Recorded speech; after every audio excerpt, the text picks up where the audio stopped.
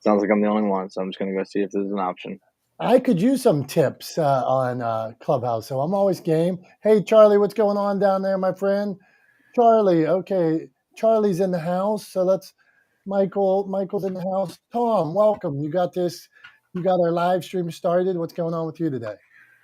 Yeah, that's right, man. I just got the live stream up and running. I am running late, and I apologize. I just got off my bike, trying to squeeze in my Ironman training before I got started on the Clubhouse room this morning, and I was off by about 5 minutes. So on my timing, I was running a little bit later than I wanted to be. So my apologies for getting here late. But we are up and running. We are live streaming on 17 platforms like usual: Facebook, YouTube, LinkedIn, Twitch. I know it's not 17, but you get the picture. You understand. We're live streaming all over the place, folks. Welcome to the room. Umpteen. I like that word. Umpteen. It is a good word. So, Tom, Ben, Charlie. We'll start this conversation like this. How do you manage it all? Meaning, you have personal goals. Obviously, you're trying to be in it. You are an Iron Man, and now you're running Talex Media. You're writing a book right now. I wanted to quiz you about that today. But how do you manage it all, Tom? And then we'll go to Ben and Charlie. The initial answer that I want to say is I'm not sure I am. But in reality, I think the only way to do it, I like that kind of laugh out of you. The only way to do it is to just do it one step at a time, right? It's like anything else. If you break it down into bite-sized chunks, any task, no matter how big, is manageable, right? So it's like there's 100 different sayings around this. The journey of 1,000 steps, or the journey of 1,000 miles starts with one step. And it's the same way in everything else. So my approach, the way I sort of tackle any big, overwhelming project or task, is to break it down into sizable chunks and then just pick off the pieces one at a time as I can. And before you know it, you've accomplished your goal, right? And the same thing is true for, like you just mentioned, I did my first Ironman last year. I'm running another Ironman this year. The training is demanding. But if you, and the feat is daunting, right? I mean, it's a huge race. It's 140.6 miles, 2.4 miles of swimming, 112 miles on the bike, and then 26.2 miles running, right? So it's a huge, huge task. And if you looked at it as a monolith, you would just walk away and go, there's no way. It's impossible, right? But if you are diligent and you train over time, you pick away at the fitness you need to be able to accomplish that goal over the course of about 6 months. I've got 20 weeks until my race. So just shy of 6 months, right? I've got 20 weeks until my race. If I just keep picking away at that fitness, I'll get there, and I know I'll be able to accomplish it, right? And the same is true for anything else. So just bite-sized pieces, do it one step at a time. Just keep moving forward, keep putting one foot in front of the other. That reminds me of that Johnny Cash song, One Piece at a Time. So continue the good work. I'm a big believer in that too. If you have these big goals, what if I could feed one person? If I want to feed 1,000, what if I could feed one? What if I could some way raise $1 or $2 or impact one? And then if the next day 2 or 5, and just start. Well, you won when you did 1, and if you were able to do 2 and 3 and 4. Ben, what are your thoughts? How do you manage everything you're going full-time business? I'm gonna interrupt for 1 second, Ben. Sorry. Before we come to you, I just wanna throw the light back on you, Dom, for a second, because you mentioned, how do I feed 1,000 people? I mean, how do you give away hundreds of turkeys every year at Thanksgiving, right? How do you do it? How do you get to the point where you are feeding hundreds of families every Thanksgiving? How do you do it? One, it's funny. I'm reading this. Start with the why right now, and that would be my answer to you. That it immediately. I don't.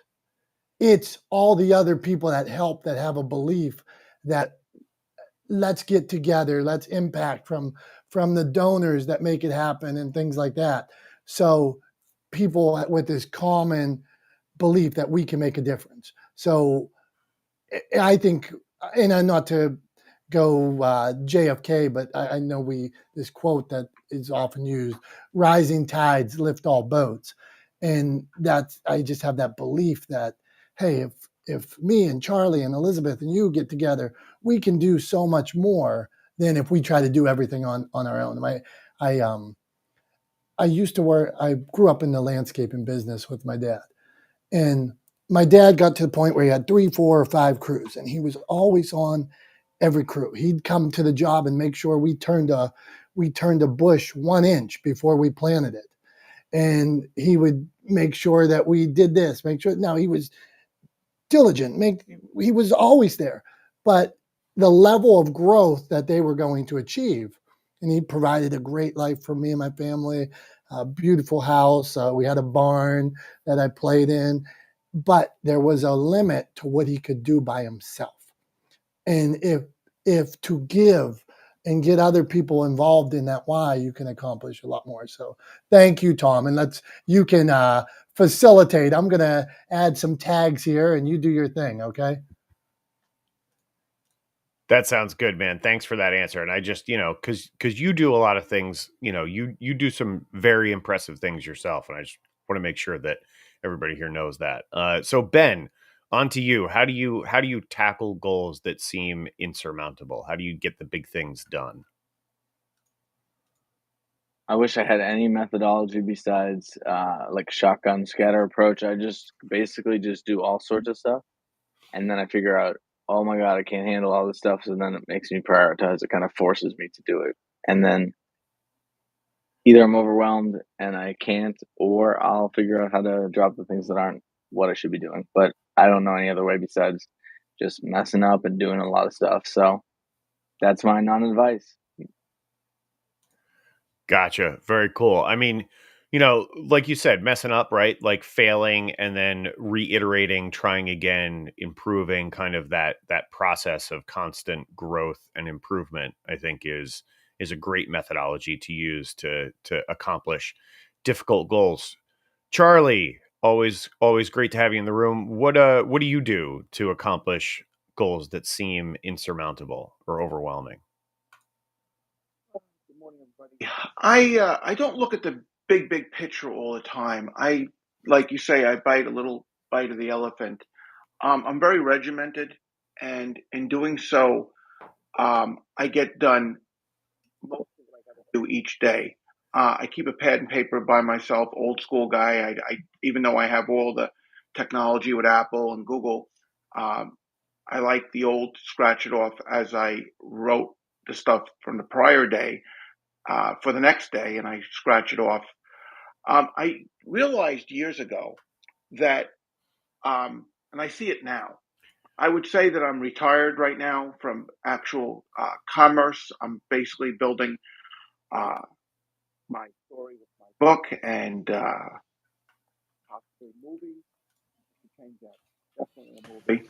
And I've learned that I wasn't utilizing my time as well when I stopped working. So if you want something done, give it to a busy person. It seemed like when I literally used to work 100 hours a week, I got more done. When I stopped working, I wasn't getting as much done because I didn't have respect for time. I felt as though I got all this time, and that was an illusion. So I'm very regimented now.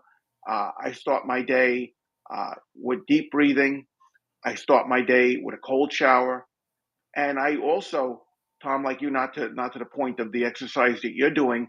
Uh, I'm cycling real hard every day in my house, and I'm utilizing every moment, and I'm not even allowing myself to get distracted. Listen, I, like everybody else, can keep on thumbing through those TikTok videos because a lot of them, the algorithm that I have, it sends a lot of interesting information at myself, but I have to cut it off because I've got to get my goals done each day. And that lands my plane for now. Awesome. Thanks, Charlie. Appreciate it. So yeah, I mean, It's funny you use the phrase "one bite of the elephant." That phrase actually popped into my head too. That was something I think my mom or my dad said to me when I was a kid. Like, take, if you're going to eat a whole elephant, you start with one bite, or you eat an elephant one bite at a time, just like anything else. Uh, just for the record, though, I don't condone eating elephants. If that's a question, just want to throw that out there. And I see, Elmira just flashed her mic. Also, not a fan of eating elephants. Elmira, how do you tackle things that seem insurmountable? And go ahead and introduce yourself. I don't think we've met before. Welcome to the room. Well, thank you so much for having me. I appreciate it. Um, okay, so as far as tackling things like that, um, I naturally just think how to do something efficiently and the best way and the most non-dumb, making me look stupid, regrettable way possible. So that's just kind of how I am. But it takes me a long time before I actually do something because I also have severe PTSD and anxiety. So I'm a big, big, big planner. So I'm always thinking ahead. So even though it's today, I'm already thinking like what I'm going to be doing months from now. So hopefully that helps. Gotcha. Yeah, I think planning is a great way to do it. Dom, what do you think? I think it's excellent. And wondering, how do you create your plan? What does that mean, planning ahead? Are you writing it down? Are you using a calendar? Are you looking at a year in advance, Elmira? Are you looking at this big picture? How do you plan more specifically? Okay, so I don't get along with technology. So I have a lot of notebooks and I have dates and I have things that I want to plan. So I keep notes and I keep my goals. And I'm like, okay, so this is what I need to do to get to this goal. And under that goal, then I have what I need to do in order to get that goal. And I just kind of fill in the blanks and I kind of go ahead. And then once I have everything together, and I'm like, okay, equation complete, time to execute, then I go. So I guess as far as organization goes and actually having something to put eyes on, I just write it down. I have it in my brain. I have calendars. Like I said, I don't do technology at all. So I write everything down that way. Heaven forbid if anything happens, I know exactly where it is. It's in my house. I have it. It's there. That's another anxiety that I have. So that's that. Thank you, Elmira. Okay, we're gonna, because I think Michael wants to show us his calendar, his whiteboard. I use a whiteboard too, but he's got sticky notes on his. If I PTR, Michael's the best. Michael Lozer, you got to check him out. We're going to meet Michael, then Elizabeth, then Kyle. That's the way we're going here, Tom. So, Michael, what do you got going on? Hey, everybody. Good morning and hello to Dominick and Tom. And I'm also watching you live on LinkedIn. So if you're doing that too, be sure to share the show for these guys. They're doing a great job. This here, a yellow sticky has a little piece of sticky on the top. Well, this flip chart piece of paper has sticky on the top. It's like the mother of all stickies. And right now I'm planning my lending big whale strategy because I have an event that I do once a week. And this is my methodology and just kind of the headings of the project, preparing for it and guests on it and topics and then all the ideas that I have for this, I just put them on the board. And then eventually I sort them, which I did here. I just take a bunch of stickies. Oh, I got to do this. Oh, I got to do a graphic. Oh, I got to get posted every Tuesday. Oh, I got to do this.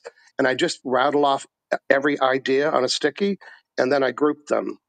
And then I can feel the relief. I'm thinking, okay, because I think for me, I need to see a plan. Otherwise, I'd get overwhelmed. So this is my strategy on how to plan an event. I got to see it, and for this exercise, by the way, it isn't a sit down and do it once. It's something that it's like, oh yeah, I want to add this to it. Oh yeah, I want to add that to it. So thanks for letting me share my flip chart sticky plan.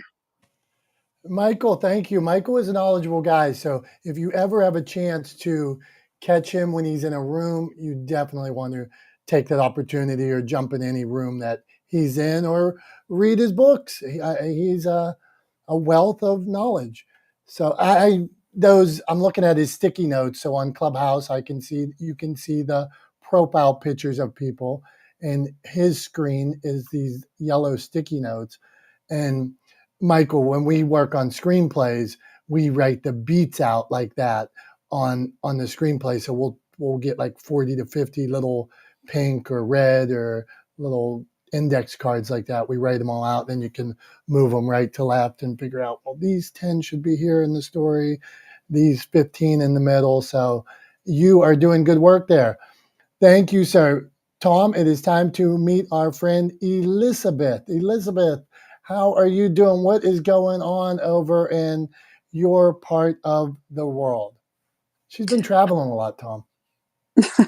Hi, Dominick. I only went to Switzerland for a week ago, but otherwise I'm back in Cyprus on my island in the sun.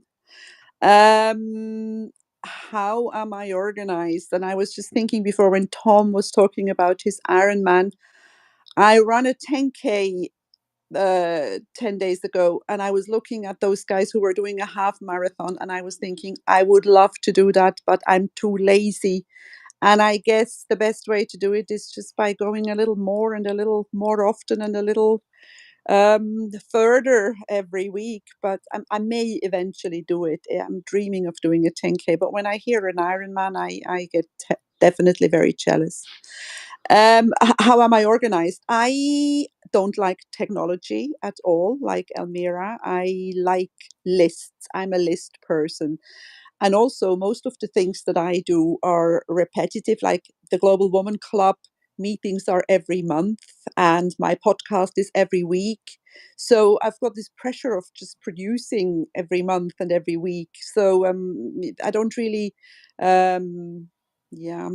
Do I plan? I do plan, and sometimes I plan better. I have better days, and I have a list, and I start ticking off what I've done. And then another day, somebody calls me and says, "Shall we go for a swim?" And then I just go and I forget everything. Because I also Elizabeth, yes. you used a word here that I think a lot of us are feeling, and I want to dig in on. You used this word pressure, a pressure to create, a pressure to get it all done. Can you elaborate on that? Yeah, I don't mean pressure as in something uncomfortable. I mean that I'm one of those. I always wait until the last minute, but I always produce. Like I know I have to have my podcast ready every Tuesday, and I know that I have to have my Global Woman Club meeting ready. I have two clubs, one in New York and one in Cyprus.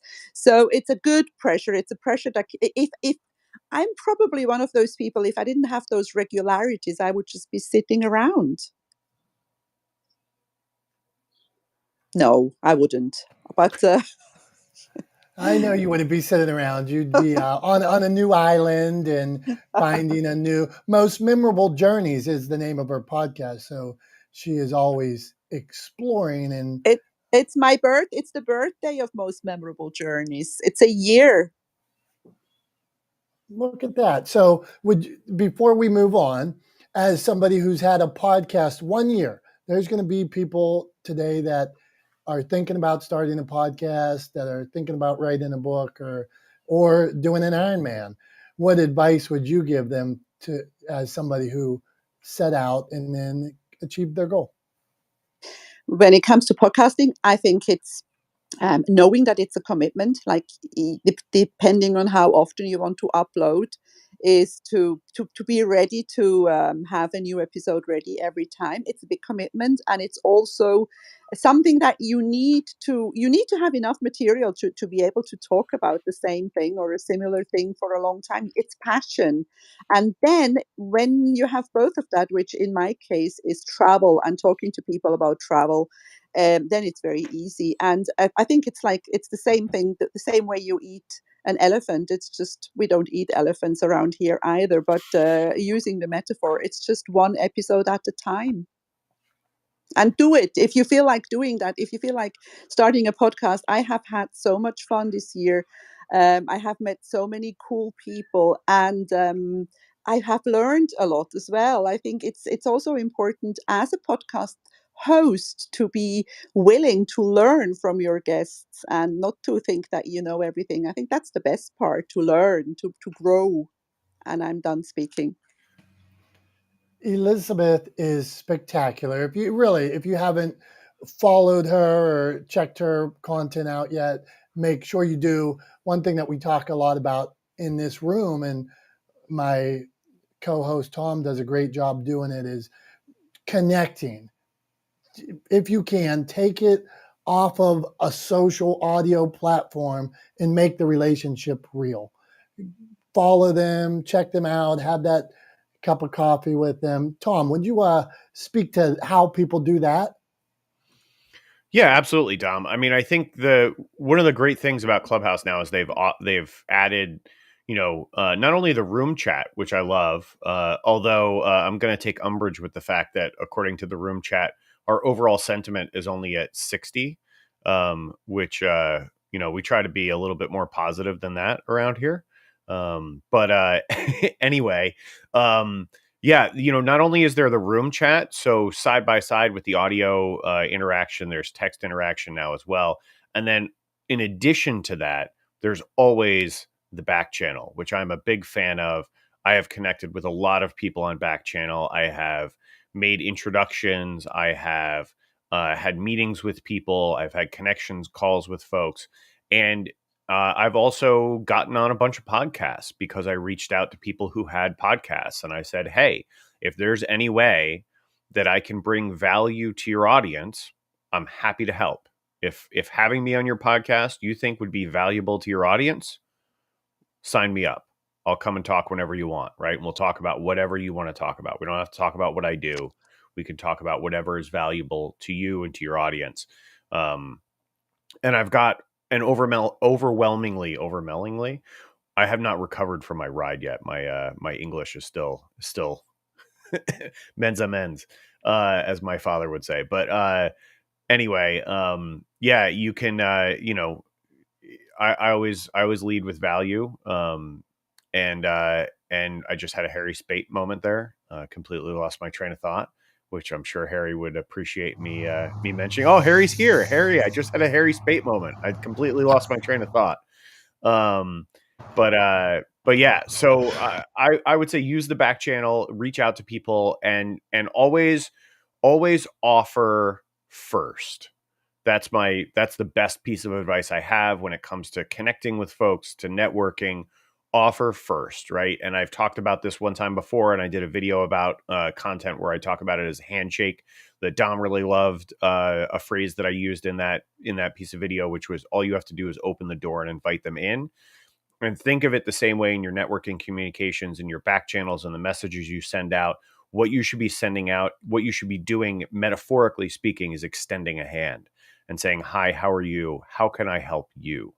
How can I add value to you and to your audience and to your business and to whatever you've got going on in your world? And I promise you, the response you get will be positive. Does that work, Dom? You nailed it, man. And you mentioned that Harry Spate moment. And when you talked about adding value, really adding value first. And Harry just wrote a book called Selling with Dignity. And Harry, would you like to touch on Tom's point and a little bit on selling with dignity and how that applies? What's that even mean? So thank you for having me in the room and bringing me up to the stage, gentlemen. This is always a great room. You guys are rock stars, and I learned a ton here. So as far as what, Tom, I'm having a Tom Langan moment.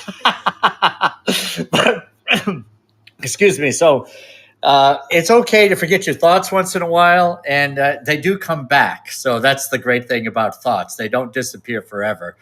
So here's the thought I have on this topic is that when we are just thinking about how we can serve the other person, Tom has mentioned, and I use this phrase now quite a bit, is this law of reciprocation, is that we just keep throwing it out and seeing if we can help other people, if we can serve them somehow, if we can promote them.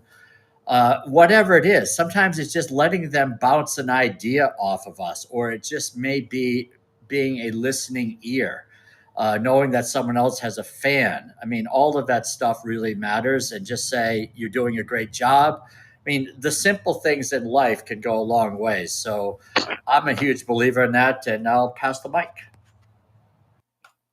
I just want to hop in real quick and say, applaud Harry for something besides, Harry's approach to sales and selling with dignity, and the way he kind of takes the high road when it comes to his work. I also want to applaud Harry for sharing that video that the reference, the Harry Spate moment, came from. I think that was not only was it a great idea to do, but I also think it was a really good way to show that being authentic actually is what people want to see. They want to know that they're dealing with a human being, right? And not that they are, that they're dealing with some perfect robot, somebody who's reached some level of perfection that they can never attain. They want to be able to see a little bit of themselves in the person that they're interacting with, or the person that they're dealing with, or the person they're doing business with. And that, sharing that authenticity like Harry did with that video, talking about how he lost his train of thought in the middle of that video, I think was perfect. And I applaud him for it. And it's something that takes although Harry would probably, I feel like Harry would push back on me and tell me that it doesn't fall into this category. I think it takes some courage to do that, and I applaud Harry for that. And I just want to ask Harry real quick before we move on, Harry, what was the response you received on that piece of content? Yeah, Tom, thanks. That's really makes me feel great. So my mission is in serving others is to show people how easy and natural sales can be. Sometimes in sales, we're called on to speak, and people get super intimidated by the fear of speaking, that they're going to lose their train of thought, that the speaking is going to be terrible. And I just felt like it just occurred to me during that moment that this is actually a teaching opportunity, because I could easily stop recording and start all over or cut that out. But I just wanted to show people this is what I do when I lose my train of thought. I'm going to keep talking. I did it earlier, just a couple of minutes ago, because I lost my train of thought while speaking with you. And we just keep talking through it.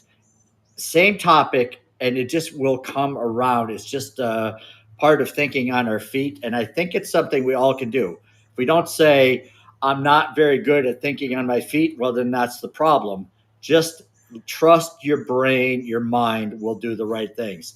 So to answer your question, Tom, people genuinely like that. I mean, I've gotten great comments, and I hear people say things like, I love your authenticity. Right? And I know that's just all part of the brand. But that video is part of my brand now too. It's just, hey, show people that we're fallible. It's okay. And it just will encourage them to do more as well. So thanks for calling me out on that, Tom. Appreciate it. My pleasure. Thanks for being here, Harry. Really appreciate it. Dom, I think we're moving on to Leslie next, right? Yeah, we are. I wanted to just follow up, double back on something with Harry. I had a call yesterday with somebody I had met, and she pointed out how authentic Harry Spate was. And here's a guy that started to do video in the last year, and I consider is really blowing up, killing it. But you see him talking here, you hear it, how authentic he is, how sincere he is, how right he showed you he messed up, and and he just kept going. People respect that. And I love the fact, and Tom, I don't know if you've noticed it, I feel Harry is never off mission with his selling with dignity brand. Here's a guy that will teach you selling with dignity. Well, what's that mean? Well, that means being sincere. That means being authentic. That means showing up naturally. And to see his message so clearly, I think that's one of the reasons why he is scaling everything he's doing right now. So I'm a fan of Harry, and I would suggest you guys check him out. All right, that was my love for Harry. That was my love letter to Mr. Oh my Harrison. God! Thank you. No, moving on. We don't have time for you anymore, Harry. Okay, now let's meet. Keep it dirt. Keep it dirt. We're going to meet Leslie here. Keep it dirt because I'm reading her profile picture. People probably wonder, what is this guy talking Keep it about? dirty. Okay, well on the thing it says keep It's it dirt. because Yeah, the there's Y's cut off. the Y is cut off. Okay, Leslie, you heard the conversation. We're talking about one that Harry brought up was this fear of speaking, but we're talking about staying organized. So there's a few subjects rolling around, but if you want to ask a question or share a tip or continue down any of those paths that we're on, have at it. Yeah, no, it's just great to commiserate with all of us that we're so passionate about getting our voices out. And I think as a kid, I had that gift of gab, always asking people's questioning them about their lives, their stories. And, we'd be walking in a store and my husband would be like, why is it that you could just like walk up to people and they start just letting it like their whole story, their life out to you? You just have a way of taking that shield down and just being with one. And so I took that to my advantage and I started the public speaking years ago. And then I thought, you know what? I have such great insights with my health and education and I'm going to take it to the next platform. And social media wasn't around when I was in my 20s and 30s. So I'm just fascinated by this whole realm of all of us speaking globally now and just having fun with my podcasting. So if anything, if you want to just keep perfecting and grooming your skills by just getting out there more, right? It's like riding a bike, starting on a tricycle and then going to that 10 speed. But the more you get out there and the more you speak to people and try to get into this tech realm of figuring it out, because I'm always the one, I have my IT guy, my 15-year-old son, but I want to figure it out myself. I want to know how this all works.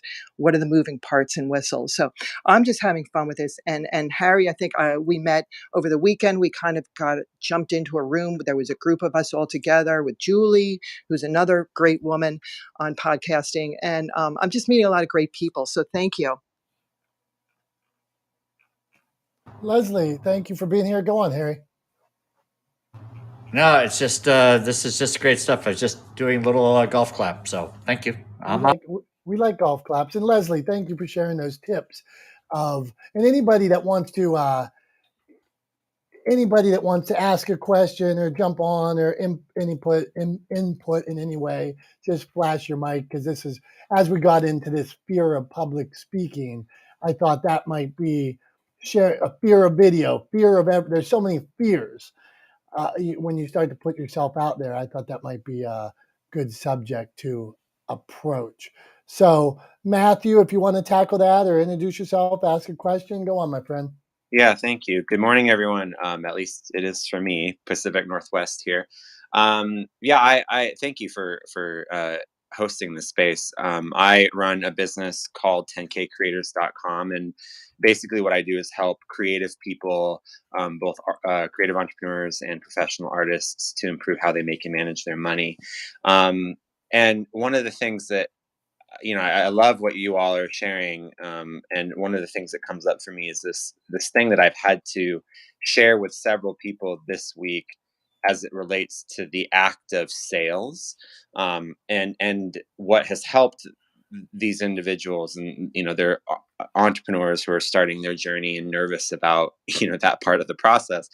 My feedback to them has been, hey, look, if you just think of sales as an act of service, right, that you're actually just helping the person to get even closer to the thing that they want, need, or desire, then and really stand in that then therefore you can sort of release that fear, because you really do care about people and you want them to have what they need. And that seems to help. And I just felt like that was in alignment here. Now, the question I have, though, and I guess my curiosity is, I know I saw this room, and it was Clubhouse, podcasting, publishing, and social media. And it was the word Clubhouse that caught my attention. I've been building a Clubhouse community for a couple of months now, and I think I'm hitting a little bit of a wall. And so I'd love to kind of hear what everyone else is, or what the people in this room are doing to really get new faces into their space on a regular basis. I think that's the question or the topic that I'm curious about right now.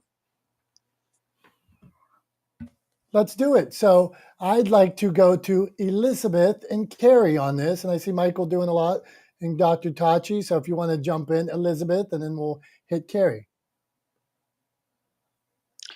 I was feeding the cats. I missed it. Okay, so the question was, sometimes you hit a wall on any platform. A couple years ago, I was on Twitter, and I built this thing on Twitter for years and years and years, and then I shared somebody else's music and a video I made, and I lost all my followers. I had to start over, and they locked my account out. So I hit a wall. So Matthew was talking about hitting a wall on Clubhouse, and how do you bring new people into your space, Elizabeth? I think sometimes it's good to take a break as well, and then personally, I just believe in consistency. I'm very, very consistent. I always say that I'm like I live in Cyprus and we have donkeys here. I'm like a donkey. I just go on and on and on, and I very rarely hit the wall because I just keep going. Of course, sometimes then there is a time when nothing happens, but we just need a little patience. I think we've forgotten to be patient. Everything always has to happen immediately. And good things take time, and sometimes we just have to wait until people start coming again. Brilliant. You never know what's going on with the algorithms that day, or the one day I saw, Tom, this was a couple months ago, where Facebook went down on a day. And so Facebook goes down, all of a sudden there's a room that day that is Facebook down. What are you going to do? Explanation of Facebook down. And every human being on the platform was on there. Things happen. So Michael, I saw you flashed for a second. What were your thoughts on that? Yeah, that's what I wanted to reach out to Matthew and say, I joined Clubhouse last June, and I was kind of all over the board, and I didn't know what I was doing. I had 3 books, and I was having different topics, and then people weren't finding me. But here's what changed everything for me. I have 2 consistent rooms. Each of those, so real easy step, be consistent with the time and day of the week. People will follow you. Make sure you do a room like these guys do. And number 2, get a graphic done that doesn't include the date, but the day and time, and repurpose that one graphic the day before your event, the day of your event. So reach outside of Clubhouse, provide the link, and you will get people following you when they like your content. So 2 tips: get a standard graphic and put it on all social media before, during, and after, and then be consistent and always drive traffic to your room. And that's how I got from confusion to an audience on both of my rooms, because they know when my time is. And during my current event, I give them the link to the next event so they can ring the notification bell. So I make it easy for them to get back in my rooms. Thanks, Dominic. Michael, you are a pro. You're just saving me and Tom. As I schedule these rooms, I go in every week and schedule them, and then I think about how to crop the graphic and delete things out. So I love when people save me time. There's only so much of it, right? We only have so much, and we never know how much we have. So, Michael, thank you for sharing that. You're welcome. Last Saturday I did episode 236. Imagine if I had to get 236 graphics done. It was the same graphic, but the post always says what the topic would be. And I always use the word volunteer, by the way. It's my new keyword of 2022. When I put volunteer, that assumes that people can get something or value. So it's an effective word. Thanks, Dominic. Thank you. Hey, Carrie, I wanted to go to you on this subject. Thanks, Dominic. So yeah, I love the tip that Michael just shared. I thought that was really good. My tip is think about the title. And when you think about the title of your podcast episode, it's the same thing. So you want something that's like clickbait, and you want to have an answer to someone's pain point or to someone's question. So, for example, my latest episode, I'm the host of the podcast Shot at Love. And so I supply each week solutions for people who are struggling with online dating or starting over in their life. So I can even tweak my latest episode, which I thought about before I went to bed last night. And I'm like, how do I make this more clickbait or people more interested in it? So being a photographer, a professional photographer, and a creative writer, I used to have these like really super creative titles that really didn't draw downloads because it was a creative title, but it wasn't direct. So part of my solution in online dating is teaching women to approach online dating like a guy would, like just date lots of people and don't get attached until that person locks it down. So I'm being more direct, which I don't think is in my nature, but I'm working on it. So my title this week is What Men Want Women to Know. So there's a solution. It's already been downloaded quite a bit. And then I always say, which a lot of people have said, you don't need to say who the person is, who the talent is, but I have kept doing that. Anyways, with dating expert and author Barry Selby. Now, if I said, which I'm going to change today, dating expert and love doctor, or love doctor and dating expert Barry Selby, it just looks better. It's more catchier. There's more of a hook. So when you're trying to get people to come in your room, get a hook and get a solution to their pain points. So I'm Carrie. I'm done speaking. Thanks. We got a fantastic flow here, Tom. Tom, Ben, what do you think on the subject? I got to run, but I just put in the room chat that my most recent episode was with Tom Langan to my, I don't know, stage left. I don't even know how this works. And then Dominick does a nice little intro for it. So if anyone wants to check that out, feel free to look up Failure Guy wherever you get your podcast. And I appreciate you having me. I got to run. All right, miss you already, man. Ben does a great show. Ben is a giver, and let's just talk about people that are givers real quick here. And here's a guy that will DM me, Dom. I think this would be good for you. Dom, do this, and he never asking me for anything, and this is so soothing to me to know that when I see a message from Ben, he adds value to my life. He has my best interest in mind. And like, I want to send people his way. I want to connect with them. I want to hear what he has to say. So, Tom, is that reciprocity? What do we got going on here? Yeah, well, so I wanted to talk about, speaking to this a little bit. One of the things that came up, Michael said it in particular, but one of the things that came up early on when you asked this question is consistency, right? And I think consistency over time is really the sort of key to this working, right? And there's a very particular reason why it works. And so to help explain this or illustrate this, I'm gonna jump into one of my favorite things to do, which is to use an analogy. And so for anybody here who has kids, right? Because I'm talking about something that you won't remember from when you were a kid. But anybody here who has kids or who has seen people interacting with very, very young children, I'm talking like toddlers who are pre-verbal, so like 18 months old or younger, right? Who really aren't speaking yet. And I want you to think about whether or not, or just think about whenever you see a parent or an adult hand something to a little kid, right? Even when they're pre-verbal, you hear them say to that little kid, and you say thank you, right, as they hand the thing to them, right? And the reason they do that is because they're following on this rule of reciprocation, right? That Harry mentioned before, that I talk about quite a bit, that triggers reciprocity, which is Dom's favorite word. But they're starting to enforce and teach the child about this rule of reciprocation. Why do we say thank you? We say thank you because it's how we give gratitude in return for receiving a gift, right? Or being given a gift.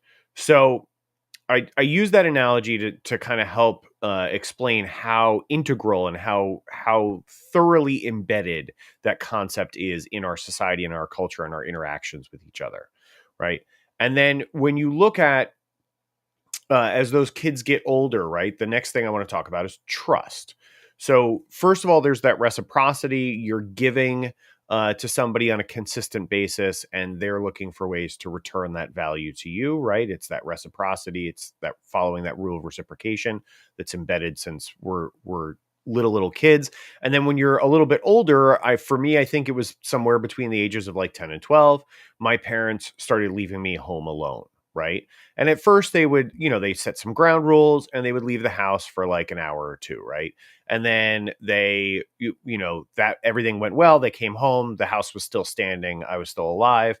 And the next time they set some ground rules again, they set boundaries, set expectations, and then left the house for a little bit longer. On and on and on until eventually they felt comfortable leaving me home alone for an entire day by myself, right? And the reason what that is an example of, that interaction there, is building trust, right?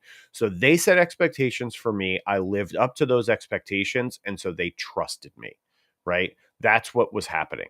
And so what happens when you are consistent in your delivery of content, in your delivery of value to people over time, and consistent in the methodology and how you do it, right? What that allows you to do is set expectations for that audience and then live up to those expectations over time. And that builds, as we just talked about, trust. And so what you're doing is you're using something that is part of our social contract, that rule of reciprocation, and you're building trust with that audience by being consistent over time. And that's why that will work to help you grow your audience. Because if people trust you and like you and want to return value to you, then what do? They'll show up regularly and they'll tell all their friends and family about what you're doing, right? And the space that you're holding. And so that's how you build an audience over time. That's how consistency over time will help you build an audience, so long as you're delivering value through that room or that space that you're holding. Thank you, And Tom. That reminds me of a conversation I had with Charlie one day, and Charlie said we were talking about some stuff, and Charlie said he was firm, and he just said, I don't deal with flighty people, and it was kind of, and I was thinking, well, good, because I'm not a flighty person, and I didn't even understand that there are people that show up like they're not consistent, Tom, or they show up one way. You see them one way for however long, and then the next day they're selling you something different, or they're talking politics when they've never talked politics before. And now here I was, if we were in the social world, we were establishing some kind of trust. I knew each day that this is what I was going to get. Like if we talked about Harry, I know this is selling with dignity, things associated with dignity.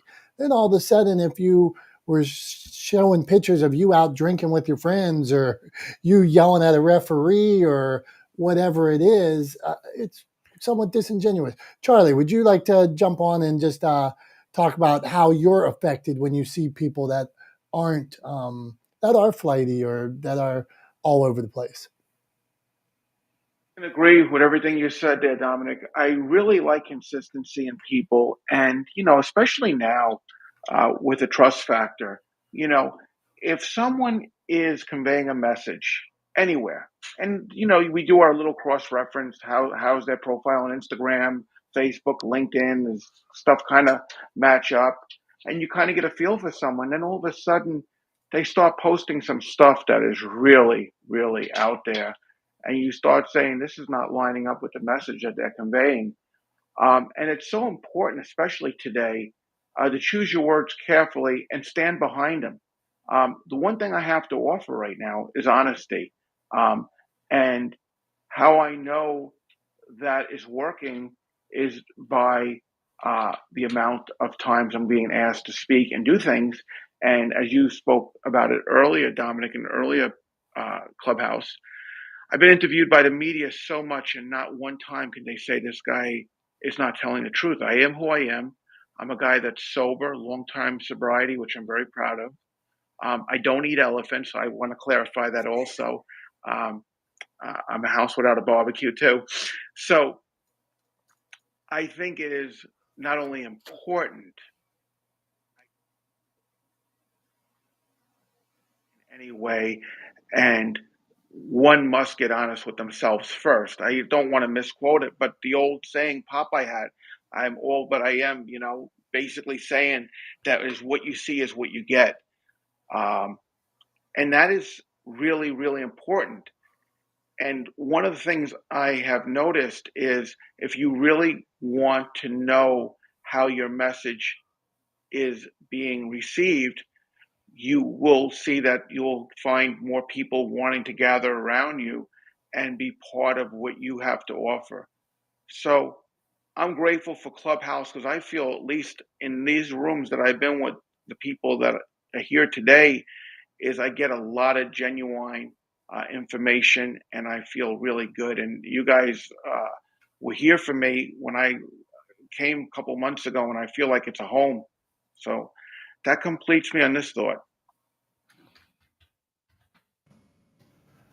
Love you, Charlie, man. Thank you for being here. Tom, we got to go to one of our favorites here. Dr. Tachi, take us down this route. Dr. Tachi is one of those people that I can't get over saying how much I love watching. I've been on Dr. Tachi's show as a guest, and you've been on, Tom. But I even watch her pre-show. She's so interesting with the content that she puts out. She has a pre-show that I look at it, and there's hundreds of people on her pre-show just because you know what you're going to get. It's going to be fun. She's going to tell you what she's going to tell it like it is. So let's talk to Dr. Tachi. Dr. Tachi, today we're talking about fear of public speaking, how to get over it. We're talking about authenticity in your message. We're talking about selling with dignity. So the floor is yours. Thank you. Hello, and thank you for the kind words. You make me feel, if I just need to feel good about myself, I need to come to this room because you make everybody feel special and welcome. So thank you so very much. This is the interesting thing about public speaking. You probably know, but I don't know if everybody else knows that public speaking is actually one of the first things I started teaching when I became a professor. And so I've been teaching it now for 20 since 2001, whatever that is. Do the math. So like 21 years, something like that. So when it comes to it, the interesting thing is that sometimes we don't understand where that comes from, but you can learn to be fearful of public speaking situations. So if there are, for example, your mother or father is deathly afraid of public speaking, you watch them and their reaction to it, and you too learn that this is something to be feared and fearful of, and so you avoid it.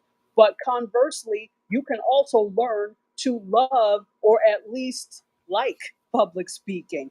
Watch people that you know that speak well. Talk to people that you know that speak well. It doesn't mean that they're not fearful, but you can learn from them how they get over the fear. So I think watching and talking to other people is a great way to learn to overcome that fear of public speaking. Doesn't mean you won't have butterflies or be fearful. Even the most adept public speakers sometimes are afraid or have those butterflies. But you learn how to turn those butterflies into, and that nervous energy into energy that will propel you forward. Kind of like a runner before, if you've ever noticed, runners before they go, they jump up and down to get that adrenaline going. You can do the same thing before you speak in public and use that nervous energy to propel you forward. I release the mic. Thanks so much, Dr. Tachi. Always a pleasure to have you here. And like Dom was saying earlier, yeah, I've been a guest on your show also. And I just love what you do. Love listening to you. Love listening to the people that you bring onto your show and the expertise that they share. And I agree 100%. I think everybody has hills to climb. Everybody has struggles to overcome, and everybody has a little bit of difficulty when it comes to accomplishing tasks. So even people who are incredibly accomplished at public speaking, people who've done it, for years and years and years and years, still to this day, often will get butterflies or get a little bit nervous before they take the stage and get out in front of an audience. And that's entirely natural. But at the end of the day, the way that they learn to get over that is by practicing. And this is something we've talked about before in this room, and I know I've opined on in the past. But I think ultimately at the end of the day, if you practice, if you put yourself and for public speaking, just for like when we talked about how to get started creating video content, record a video, watch it back, critique it, record another video, watch it back, critique it. Same thing, I think, for public speaking. If you've got a presentation coming up, do it in front of a small audience of select friends if you can, but also film yourself and watch it back, and you'll find places where you can improve, and you'll get comfortable with the idea of being up in front of people because you've done it over and over and over again, right? And so it's not a foreign concept anymore. Now it's something that you are used to. So practice, I know, is a big thing. Dom, I know you have spent a lot of time public speaking and on stage in front of folks. What are some of your tips for how to get better, how to improve over time at speaking in front of an audience?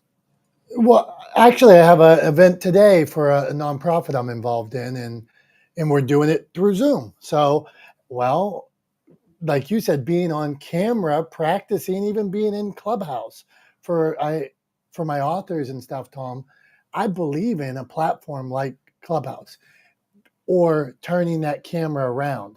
Can you do 2 minutes? Let's say you write a book or you have this thing that you're passionate about. Can you tell me about it for 30 seconds? Once you can do 30 seconds, can you do a minute? Can you do 2 minutes? Can you do 5 minutes? And then I want you to get away from notes as quick as possible. You're like, what? Get away from notes. Meaning, you can have, at first, I don't ever want to see full sentences on your piece of paper. You can have ideas, concept, intro, close. That would be my starting point. Okay, I'm getting a basic outline of these things that I want to talk about today. Then you could expand on that outline as you get better and stronger at it. But give that basic outline. Then as you get into it more, once you have these core principles, Tom. So I went broke in the restaurant business back in the day. I lost $500,000 as a restaurateur. And then I started sharing my story, wrote a book and things like that. And so one of the speeches that I would give was a basic recipe for success. That was my ode to the restaurant business. And this was, I'd give you 5 points, 10 points. And I could do those 5 points in an hour, 2 minutes, 10 minutes. And you would just add stories and things like that. So my point of this, Tom, is practice that message everywhere you can. Be a guest on anybody here that has a podcast.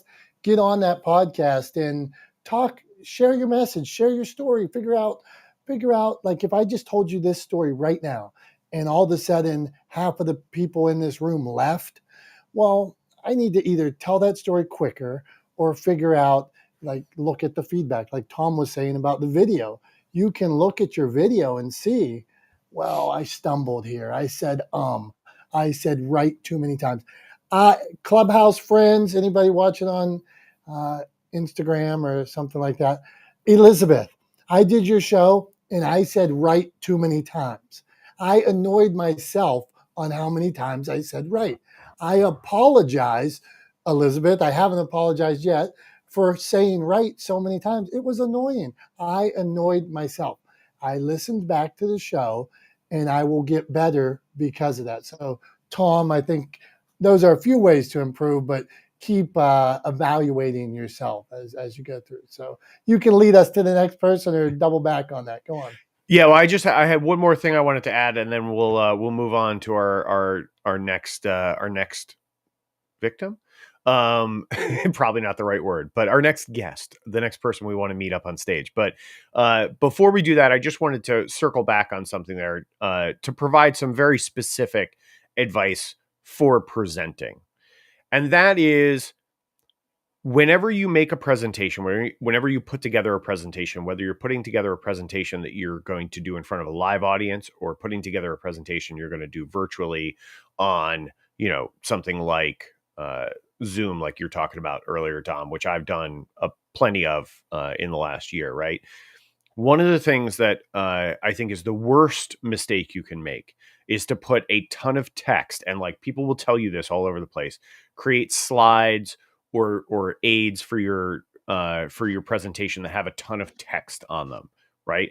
Because what is going to happen is you are going to be tempted, if you put a lot of text on slides, if you're using PowerPoint or something like that, you're going to be tempted to just read the slides, right? And nobody came to that presentation so that you could read out loud to them. That's not why the audience is in the room. So stop doing it. I often put no text on my slides. Most of my presentation slides are just imagery. Some of them are just video, right? And then if there's text, it's a phrase, right? It's often not even a complete sentence, or it's just a couple of words. And the reason for that is, as I go through a presentation, what I do, my style of presenting, is I tell stories. And so for me, each slide is a reminder of where I am in the story that I'm telling through that presentation or during that presentation, right? And so the visual aid for me, those are my notes, right? That visual aid is my note saying, okay, now you move on to this point of the story, or now you pivot to this part of the story, right? Or now you wrap the story up and this is the message, this is the moral of that story that you want to deliver. So use visual aids to trigger memory, right? And when you've rehearsed that presentation over and over again, all you need is a picture and you'll know exactly what you're supposed to be saying when that picture is up on screen, exactly where you are in the presentation and where you're supposed to be taking the audience at that point, right? But whatever you do, get the text off of your slides as much as possible. Do not put a lot of text on slides, and do not, please don't read your slides to the audience. Nobody wants you to read out loud to them except maybe your kids when you're putting them to bed. All right. And so now we got to move on. Hey, Tom, we had Harry was flashing, and that was okay. Harry was flashing. Go ahead, Harry. You need to clip yourself though of that. Nobody wants you to read out loud except your kids when they're going to bed. That's classic. Go on, Harry. It is classic. It cracked me up, and it's like you're putting the audience to bed when you do that.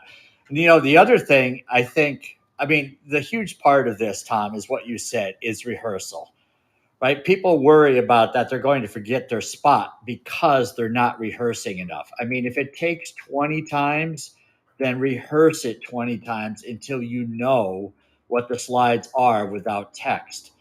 And if you put a sentence on there, guess where the audience is looking, right? So it's one thing to look at the image and listen to the story. It's another thing to keep reading the same sentence over and over again. So yeah, just remove the sentences, have the images. I love what you're saying, and to just reaffirm. I thought I was alone on an island when I tell people, it's like, remove the text, please. I mean, the sentences. A little text is okay, but the sentences, please. 30 fonts, 30-point fonts at least. I try to use like 40 and 50 just to make sure I am not putting sentences down. So I'll hand over the mic. Thank you, Tom. That's some super value. Like I love that you guys come in this room and drop the knowledge each week. I have no concept of a slide. I have no idea. I would barely. So the fact to get that detailed today and share the font on a slide. I love this stuff. I love the tips from like Dr. Tachi and Charlie, Elizabeth. Great stuff all around. Leslie, Carrie, Matthew, come on. Matthew asked a great question. We have to meet. Okay, Tom, I think we are going to Julie and then Marie. We do this room every Wednesday. Hold on. Let's reset here. Let's make sure we're doing the orders of business. This is Clubhouse, podcasting, publishing, and social media. We talk about all these things. We'll go down 50 different paths. We have a club now because our friends encouraged us. They taught us what a club means so you can follow the club and you'll get notices. And please check out all the moderators, everybody up on stage. Follow them, see what they're into. A lot of good stuff. And every week we do try to keep this as we call this like a safe space where if you have a question to ask, something you want to share, ping. We try to ping, so I try to invite people. But if you have a question, raise your hand and jump up here, and we'll try to answer it. There's probably an expert in the room who's battled challenges or would like to hear somebody that would like to hear those same tips. So we are going to Julie and then Marie. So Julie, you've heard the conversation, and we called Julie. Somebody called her the other day. They said she is the Pied Piper of Clubhouse. It was Jay. Jay called her the Pied Piper, and I looked up Pied Piper, and it had both connotations. She is pure positive, and I think it's the best nickname. And when Jay says it to me, it is only positive. So Julie, do your thing. Well, this is my favorite time of the week on Clubhouse, 8:30 in the morning on Wednesdays. So these guys, Tom and Dom, are amazing, and they're the real deal. And you'll notice that they never try to sell you anything. So this is a safe space, and I love this topic of public speaking because rewind a few years ago, I have a background in law and I was arguing a case in federal court, and I don't remember it. Like, I just went black. I didn't pass out.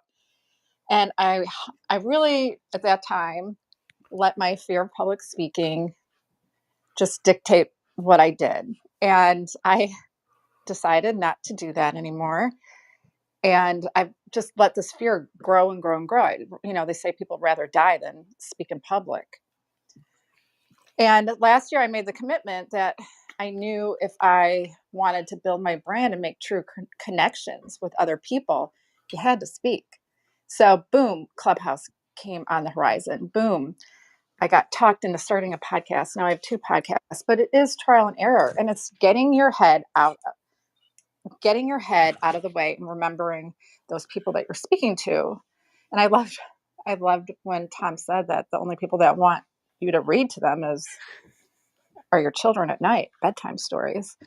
So true. But it's a process, and it's like getting your ego out of the way. Nobody really cares. Nobody really remembers you for more than 20 minutes.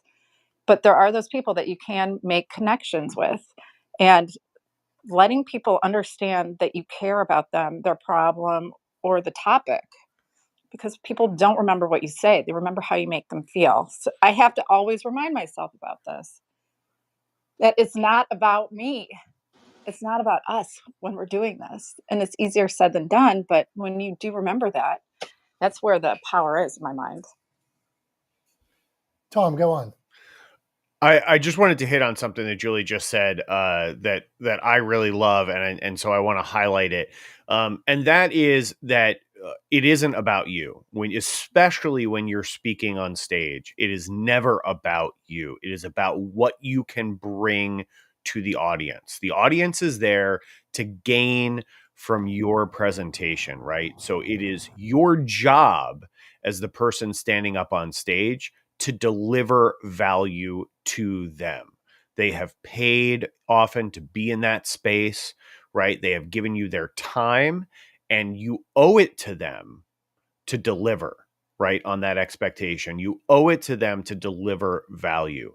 And like Julie said too, the other thing is that people aren't going to remember verbatim what you say, but they are going to remember specifically when you can tie points to emotions.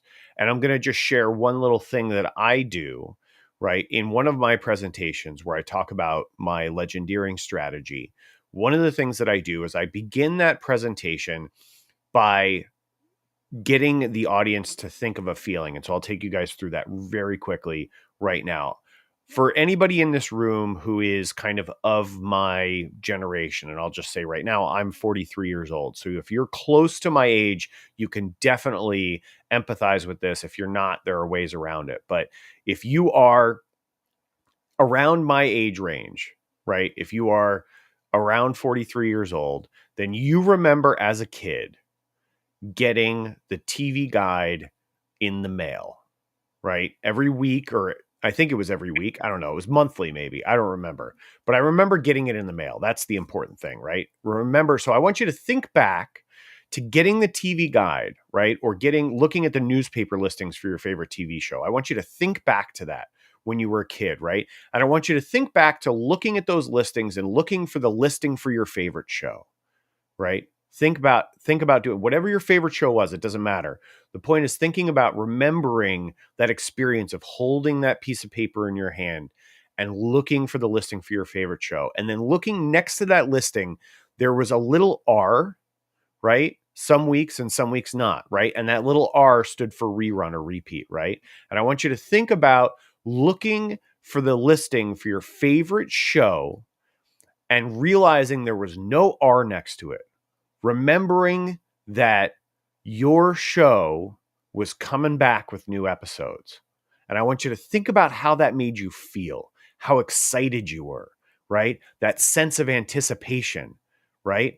That happiness. You were happy that your show was coming back with new episodes. I want you to think about that feeling and I want you to hold on to that feeling.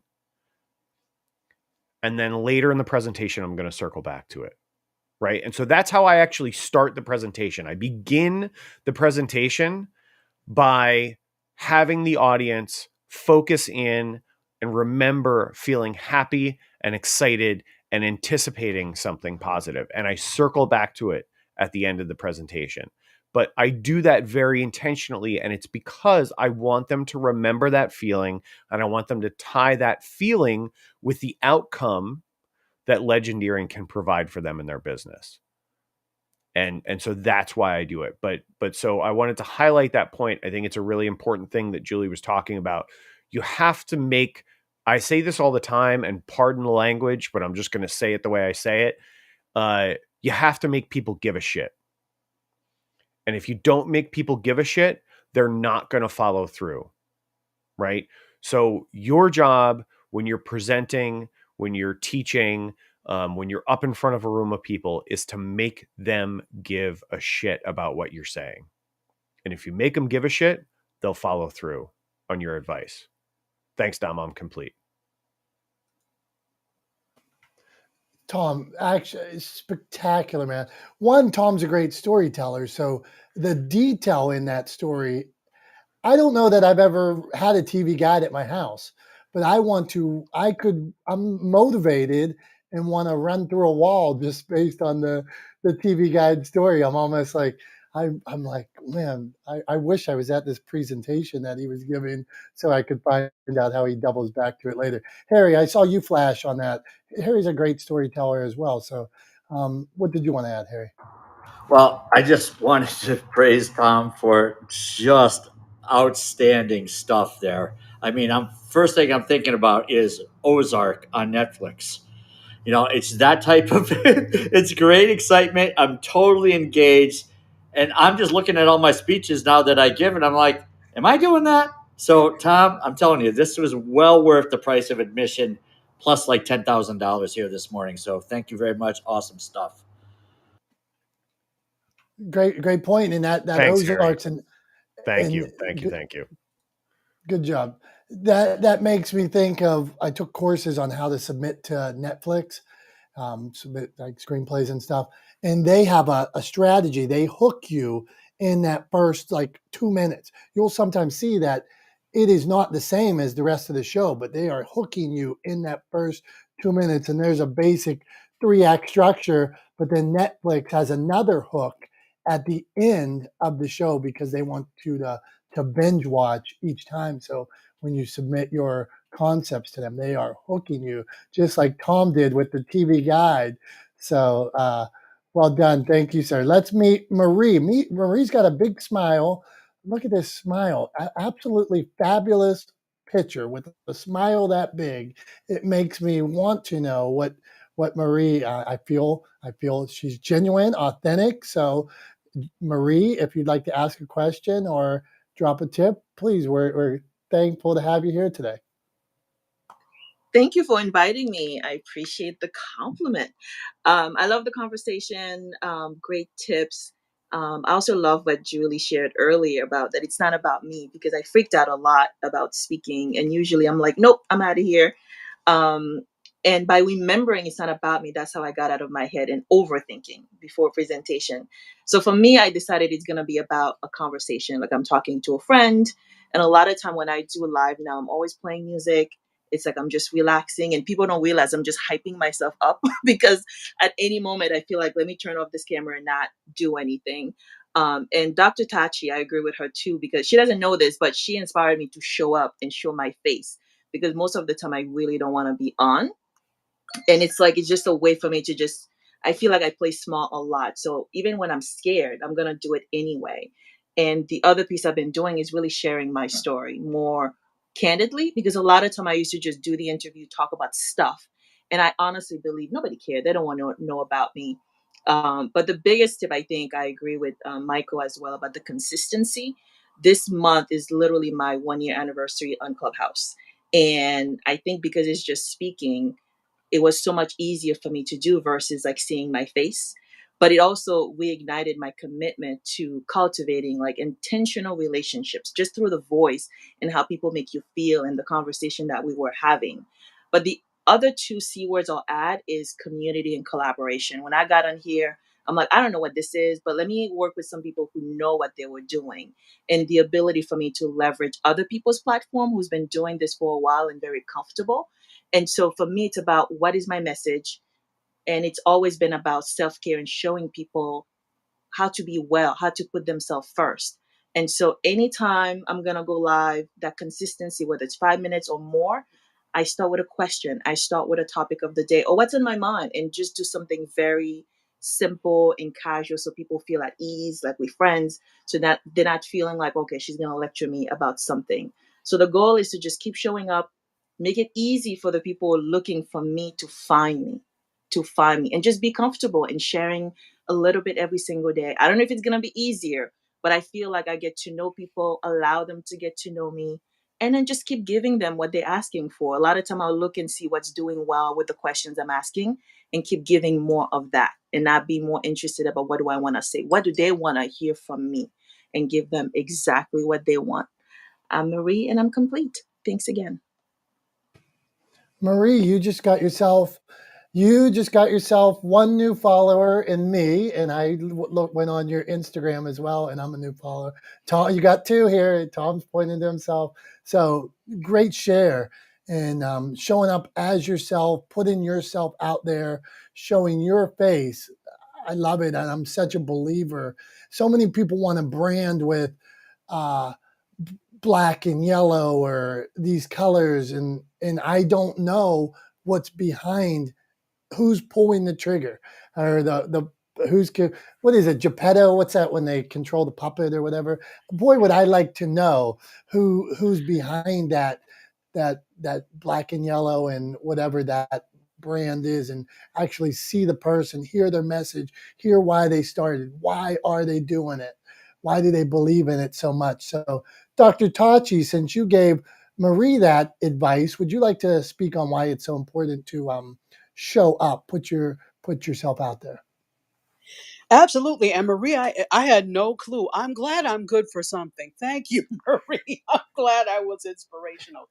It is really important to put yourself out there, because if you don't speak for yourself, other people will speak for you and let the world know who you are. So it's important to control the narrative yourself, put things out there yourself. It's almost like when you think about fake accounts for Instagram, whether it's famous or non-famous. These are people that are attempting to, impersonate you, but put something out there that is not you. So they're almost speaking on your behalf. So if you don't wrangle that in, you have other accounts or other people speaking on your behalf. So showing up is critically important. And if you're comfortable, showing your face is critically important, because then you are speaking on your own behalf rather than others speaking for you. I release the mic.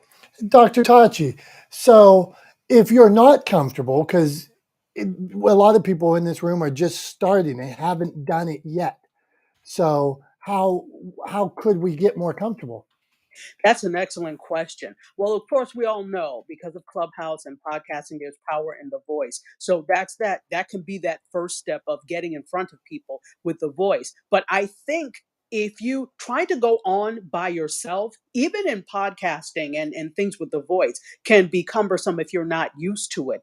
Go on with somebody, have a co host, get interviewed by other people, make it a conversation between you and someone else, because often when you're by yourself, that's where that apprehension and fear and doubt comes in. But if you are not comfortable showing yourself by yourself, come on with a bunch of other people. We see this happen all the time, especially since the pandemic and Instagram Live has gotten really popular. So there are people who would never have come on Instagram Live if it wasn't for the pandemic. But when they did come on, they invited others with them. So invite other people into the conversation, and that could possibly help you become less apprehensive about showing yourself on camera. Dr. Tachi, go on, Tom. I just wanted to hop in here. It's just made me think. It popped into my head a conversation I had with a couple of folks recently, and it's around the fact somebody was talking about how they hate the sound of their voice. When they hear their voice, they hate the sound of their voice, and so it's a super common thing. And in fact, every single person sounds foreign when they hear themselves recorded back, right? Everyone sounds foreign to themselves. And there's actually a biological reason why. And so I just wanted to share that really quickly in case anybody in the room here was curious. I don't know if I've talked about this in here before, but there's actually literally a biological reason why you don't like the sound of your own voice. And it's because you sound different to yourself than you sound to anyone else. Okay. So what happens when you speak is we all know that speech, the sounds that we make with our mouths are the result of vibrations in your vocal cords as air passes over them, right? And so what happens is when you speak, the vibrations from your vocal cords don't just come out of your mouth and vibrate the air and travel to other people's ears. They also travel through the tissues in your neck and your head to your inner ear. So what you're hearing when you hear your own voice is a combination of, and a physician said it's about 30% of your own hearing of your own voice comes from the vibrations traveling through the tissues in your head to your inner ear. So essentially what you're hearing is a combination of both the sound bouncing back through the air to your ears, as well as that vibration traveling through the tissues in your head. And so you sound different to yourself than you do to anyone else, right? And so what other people hear, the way you sound when you're recorded, is actually how you sound all the time to everybody else. It just sounds weird to you. It's only weird to you. So with that knowledge, hopefully people can get over that concern of how they sound when they're recorded, if it's about being on a podcast or if it's about getting up on stage on Clubhouse or any of those kinds of things. The way you sound to other people is how you sound when you're recorded. And unless people are running away at the sound of your voice, you're fine. Don't worry about it. Just get up on stage and share your story. Thanks, Dom. I just wanted to share that little tidbit with everybody. Tom, I'm glad you did, and you make me feel a little better with this muffled, hoarse voice that I've had since I was 6 years old. Imagine having this voice when I was 6 years old with big teeth and looked like E.T. It was not easy back that way. But as Tom says, maybe I'm the only one who heard it that way. But now these days, I got so much ear ringing that I have like trains in the background at all times. So I have to ask my wife, is there a train in our front yard? But that's just me, Tom. Okay, we have important people to meet here. Jolanta, one of my favorites. She's doing big things out there, and she's helping us out in our little what would you call that? Our exchange, our messaging exchange there. She's making some nice offers. So, Jolanta, pleasure to have you. What tip would you give? Good morning, Dominic and Tom. Thanks for having me here. I really love what you guys are talking about because I'm actually going through that myself right now about public speaking because I haven't been able to tell my story enough. And at this point, I'm looking to get on some more podcasts myself and get out there, even though I have a podcast of my own, which has been going really well, actually. I am booked through season 2 right now, and I have a couple of special guests that are coming on, and I want to make sure that I do my diligence, as someone said here. I think it was Charlie. And I really appreciate what you said because sometimes I don't always trust what people say here on Clubhouse, of whom I've collaborated with, because sometimes people aren't always who they turn out to be. And you can simply do that just by Googling or looking up friends who have mutual friends. What I do want to touch on is going back to public speaking and what was said. I think telling your story is really important in how you present yourself or project your voice. I did meet with a coach, vocal coach, I think that's what you call them. And that's been helping me develop my own confidence because during the pandemic, we had nowhere to meet for a while and everyone was on Zoom. Yet another thing I had to learn was Zoom and get over my I was very reluctant to learn Zoom at first, and I am in Toastmasters. So Toastmasters has helped me greatly. I'm stuttering right now, but I'm still learning to grow every day. And no matter how long you've been a member of a club, you still learn something new. And I watch in my ahs, I watch in my ums, I kind of watch what I say. And I think, Dominic, you kind of mentioned that earlier where you catch yourself. And now that I'm podcasting, because I started my podcast out of because I heard it so much and I wanted to learn how to do it. And actually, in my Toastmasters program, one of my pathways has a manual how to start your podcast. And I saw it again. I was like, oh, really? Now you're really reaching there. So I wanted to take on the challenge, and I'm not about YouTube yet. I don't have the camera presence yet. So I'm learning to develop those skills as I go along. And as I go along the first season of this show, my podcast, which is Speak, Think, Create, I'm learning as I go, and I'm learning how to produce it better and get better at it every time, and even learning about my voice, vocal variety, how you interact with your guests, as someone also mentioned here, you know, having that casual conversation. I just love I just like having conversations, and I think it's because of my customer service background. I use that as a way to connect and share stories. And that makes it so much more comfortable rather than just pitching yourself. And I get that a lot here on Clubhouse sometimes, that lack of genuineness at times, but it depends on what rooms you're in.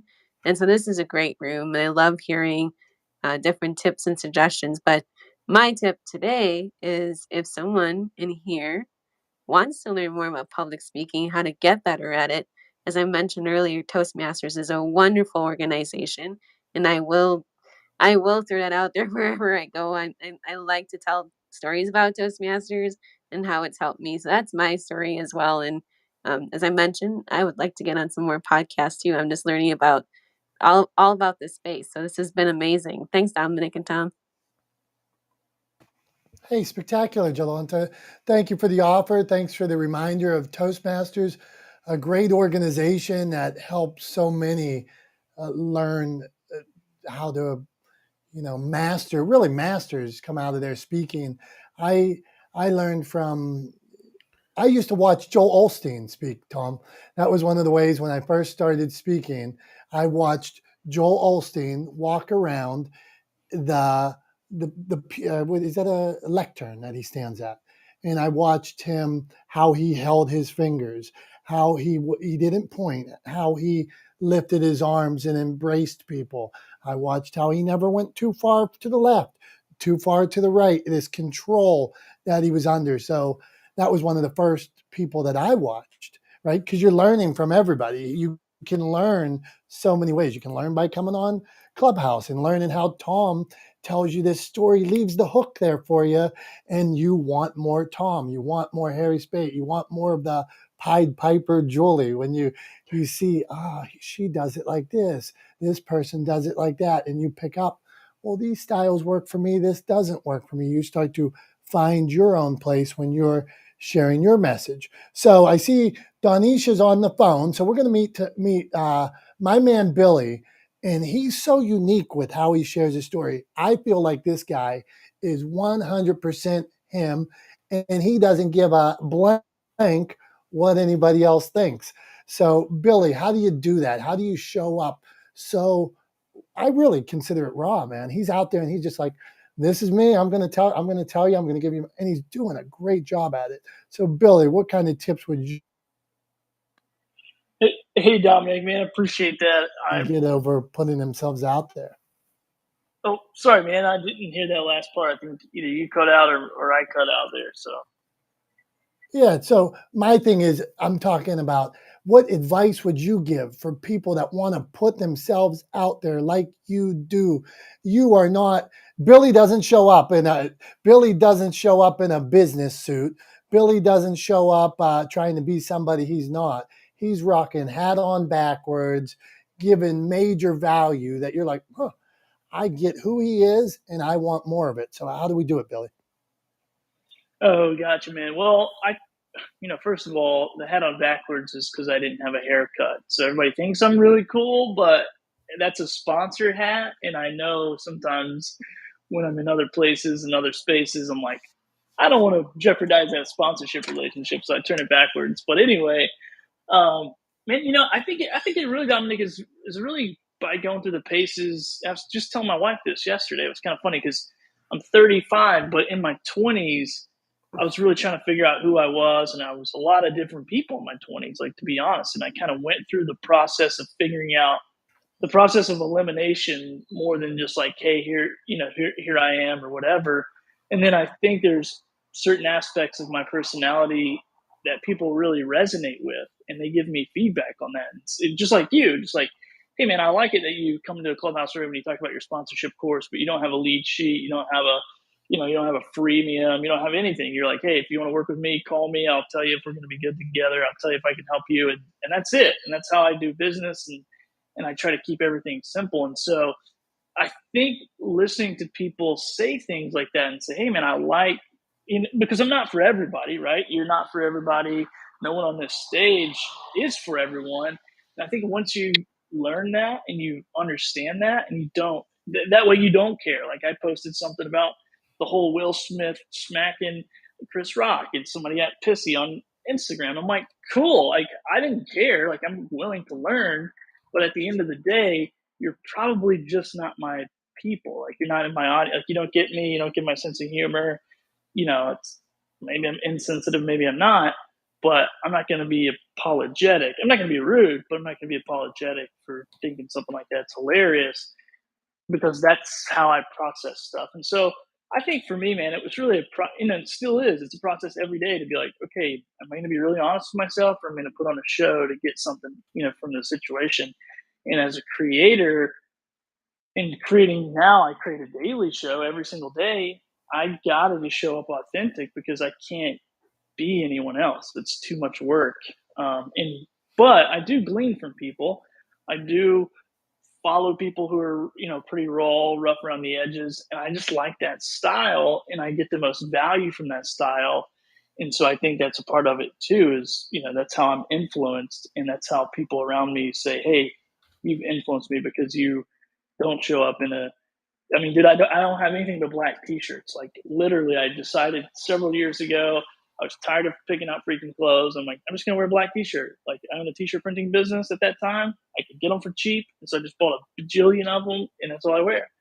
And occasionally I'll wear a different color shirt if my wife makes me. But that's just it, man. I just keep it simple and try to run my business lean and mean and do the things I want, which is spend time with my family and friends, and not have to worry about building a corporate empire and feed the machine all day. So I don't know. That'd be my thing. Like, figure out who you're not, and then the cream will rise to the top, and you'll be like, oh, here I am. Now I'm goofy, whatever. I'll just show up authentic and lean into myself. So that'd be my advice. Billy, man, I absolutely love the message, and I see you doing it. And this is like, so I'm an admirer of Billy because I see what he's doing. I see him showing up as himself, and like I dig it, I get it. And so, like for me personally, the more authentic I am that I've been the last years, like the more my life is starting to go the way I've dreamed that I've dreamed that I wanted it to go. I show up as myself. I've said this before, but I could come here and try to be Billy or Tom or Harry, and I would fail. I'd fail miserably if I tried to be the Pied Piper Julie. I'm not. But if I show up, Dominick, with this hoarse voice, the person that I am, that messes up half the words that I'm saying, that's me, man. That is what it is. All I can be is the best me I can be. And the more I show up authentically myself, it just seems like the happier I am. So my message today, Tom, before I'll let you wrap it up, but the thing that I want to say is there's 7.6 billion people on the planet. Right? If you try to be any of these other people, you'll fail. But if you're Tom, if you're Dominick, if you're Billy, you can do that great. You can be the best you. Do that. That's the one people want to see. And get out there and just share your story, share yourself. So thanks, Tom. Thanks, everybody. Go on, Tom. Thanks, Tom. Appreciate it. Appreciate you helping us navigate this room and leading it with such aplomb as you do every week. So thank you for that, and thank you for inviting me. I don't know how many people in here know this, but Dom months ago invited me to be a part of this room that he had actually started with his friend Nick Haley, and invited me in to be a part of this room. And I came in and, he invited me to be a host, and that's the only reason I'm here. So the reason I'm here with all you guys every week is because of Dom. So thank you, Dom. I appreciate it. And I wanted to follow up on one thing that Billy was saying, something that popped into my head as he was talking. And that was, I remember hearing a saying from someone that goes like this: if you're not pissing somebody off, you're doing it wrong. Right? Everybody remember that. If you're not pissing somebody off, you're doing it wrong. Stop trying to equivocate. Stop trying to play the middle ground. Stop trying to please everybody. Just be you. And you're going to find your people, just like Billy was talking about. If you are you, you will find your people. And I think that's the best advice that I can leave anybody with this week. So I will leave it there. Thank you, everybody, for coming once again. Thank you to all of the regular folks that are here every week. Thank you to Dom for leading us and helping create this space to begin with, and inviting me and everyone else here to be a part of it. We all appreciate Dom and I, I'll speak for both of us. We appreciate all of you coming every week. We appreciate all of you being a part of this space and sharing your wisdom, your experience, and your authenticity with us. So thank you.